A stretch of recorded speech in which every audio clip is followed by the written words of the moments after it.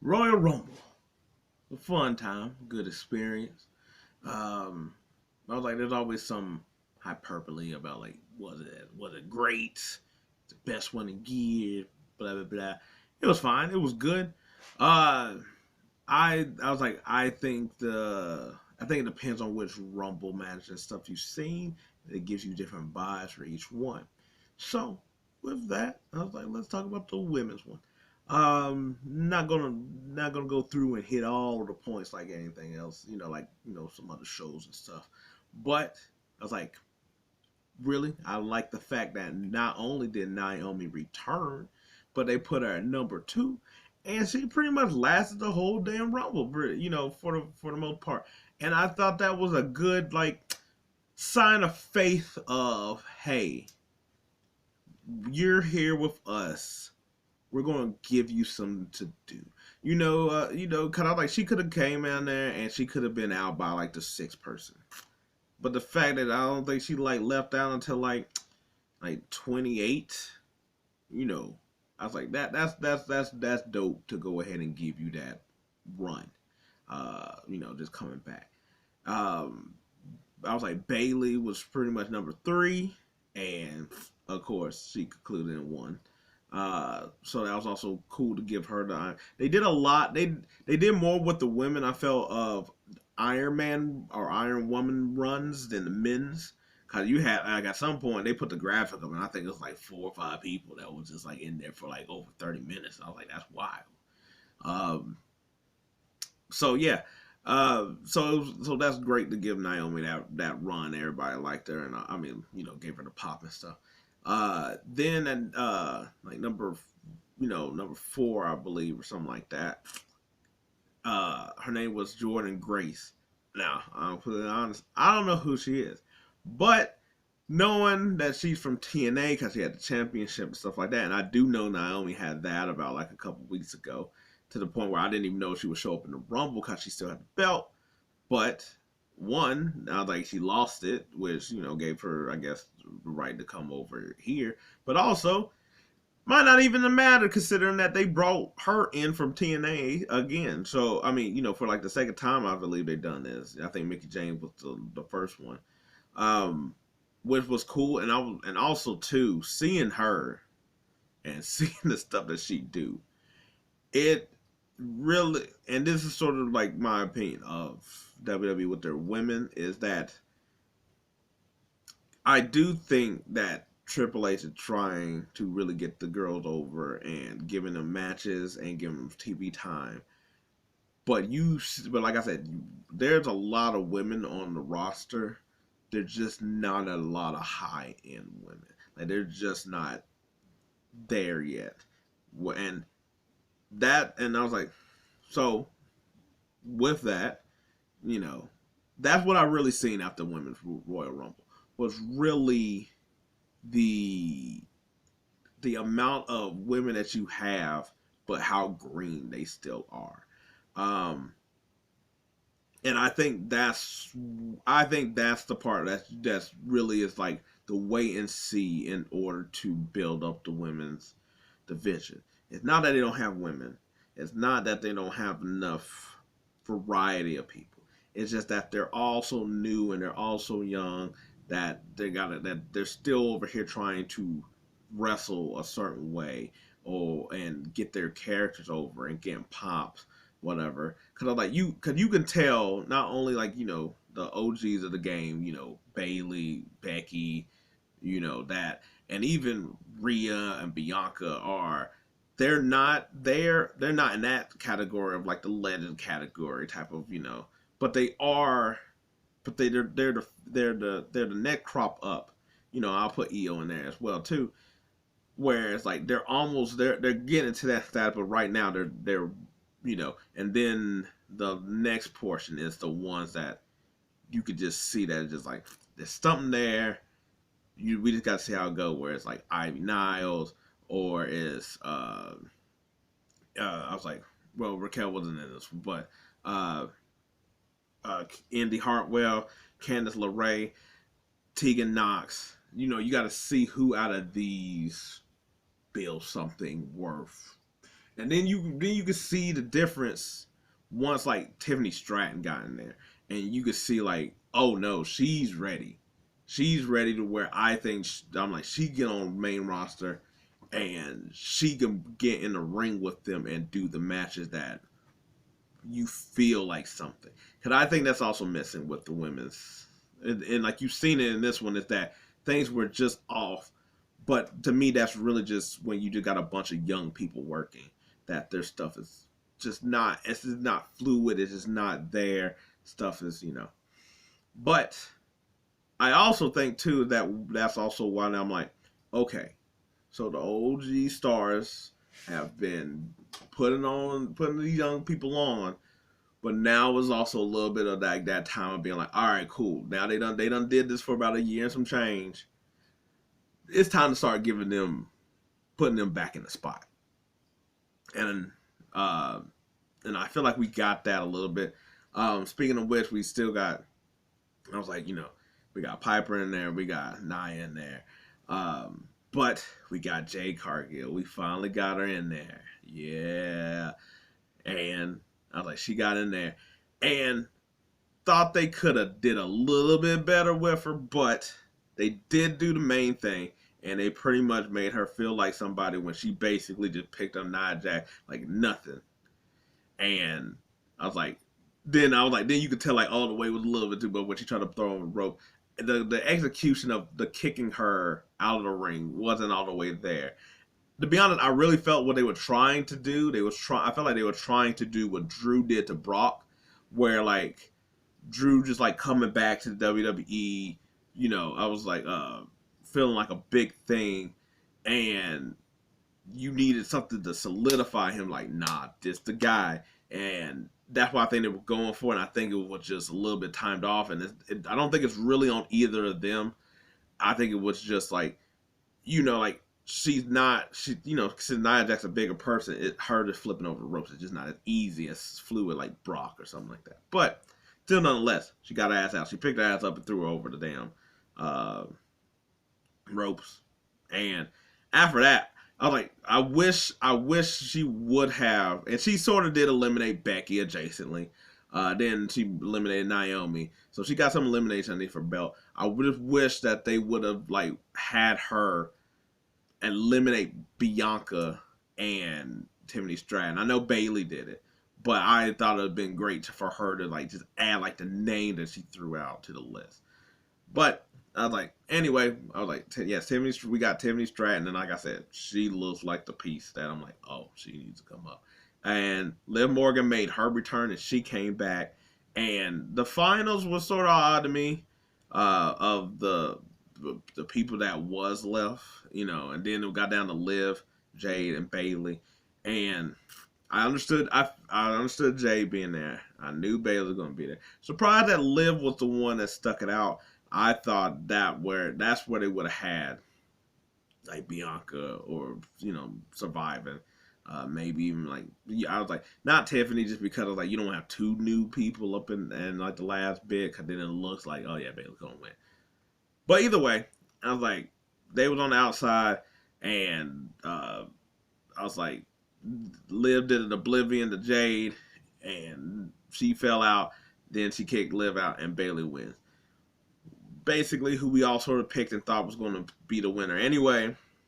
But I think good pick. I think they're going to play off of, no, I'm a face Rhea, and that way we can have all the gold. We can be both main titles and stuff like that, and we'll see. Because while we all think that she might get kicked out of Damage Control and face EO and like a something like that, and they could ramp up her babyface version of her for WrestleMania. But I also would not be surprised if Bayley, being how I said one of the OGs of like the wrestling and the women and trying to get the women over, helping EO out this year, the Dakota before she got hurt, basically building this woman's faction that there really isn't any of. I could see her facing Rhea to basically be like, we're not breaking up this group, even though they've been giving hints and stuff to her that they don't really, fool with her like that. But I could see that could be the thing. But I think in the end she's gonna face a heel. Either way, I thought the women's rumble was like fairly good, and because it was just like the women's roster, I liked that part because it was like cool. We can see who can do what that might not also get enough TV time, and you can see like okay, the future can be there, until they start taking from other people like Jade. So yeah, because I'm like the Jordan Grace girl. I was like, hey, when she's available, you pick her up. Because I'm like, that's where I could tell like these other women divisions, they got some serious players. Then WWE is trying to build up for the ground up type of, compared to like the other two companies. But anyway, then we got the Fatal 4-Way. It was fine. It was okay. I don't know. I was like, when it's just that many people, it just sort of gets a little clunky for me to like really fully engage. Like triple threats, I could like, because I was like, even though they do the thing where one person's out the ring and it's a one-on-one match, it's like it makes it easier for consumption. But that again, I think that's why the Fatal 4-Way just kind of like, with it. I was like, Solo ended up coming to interfere, which weird. I was like listening to somebody else's live stream with it, and it was funny because they were like, "Why are you in a hoodie? Like we know who you are," kind of thing. And I'm like, "Yeah," and I was like, "DQs are allowed in a Fatal 4-Way match, so you don't even have to disguise yourself at all, But I was like, he did some Samoan spikes, tried to stack him for Roman. Didn't work. AJ then got Roman with the phenomenal forearm, tried to pin all of them on top, and Randy kicked out. Then AJ Styles just got a chair and started beating the hell out of Roman, and then LA Knight. But Roman gets the win. He speared AJ Styles. I was really just surprised that he took the pin. I thought LA Knight would have took the pin. That way you can sort of eliminate him from doing a heavyweight championship match at least with Roman ever again. Like he can't complain about it. He can't whine about it anymore because he lost twice now. Whereas like to me, Roman and AJ could still be feuds for Roman. But now I'm like, they're not gonna face him at WrestleMania. He's not gonna do Elimination Chamber, so I guess not. But I was thinking, I was like, those two could be fused if they didn't take a pin, but AJ took a pin, so it's kind of like, you lost. Why are you even here talking? Yeah, but it was a fine match. And I know people always complain about the interference. It don't ever really bother me, but at least here, I'm like, it sort of happened early. Solo was taken out, and AJ hit him with a chair, so it sort of was even. Then we had Logan Paul versus Kevinowens. I was like a match that started out like slow, which I sort of know with Logan Paul matches, like he really does work the crowd and do like the rest holds and just taunt, So he plays it up really heel work, and then they speed it up towards the end. But the finish basically was he just got to get that one lucky punch. He got the punch on Kevin Owens. Kevin Owens kicked out.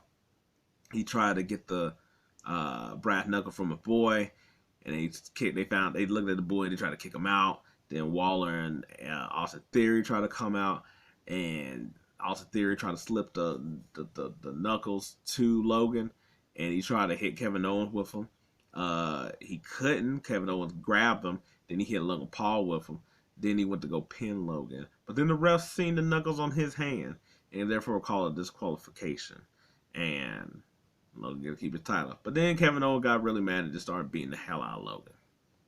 So this one's not done. We'll see how far this keeps on going. Then the men's rumble. I was like, we started with Jimmy and Jeyuso. Both of them with their lays coming out. Yeah, starting off, I was like, pretty cool. But I thought it happened later in the Rumble, but it being at the beginning, I was like, go ahead and get it out the way. They also lasted really long. I was like, Jay being the longest one. And then I think he lasted 50 minutes before he was out, but Jimmy lasted quite a bit of time too.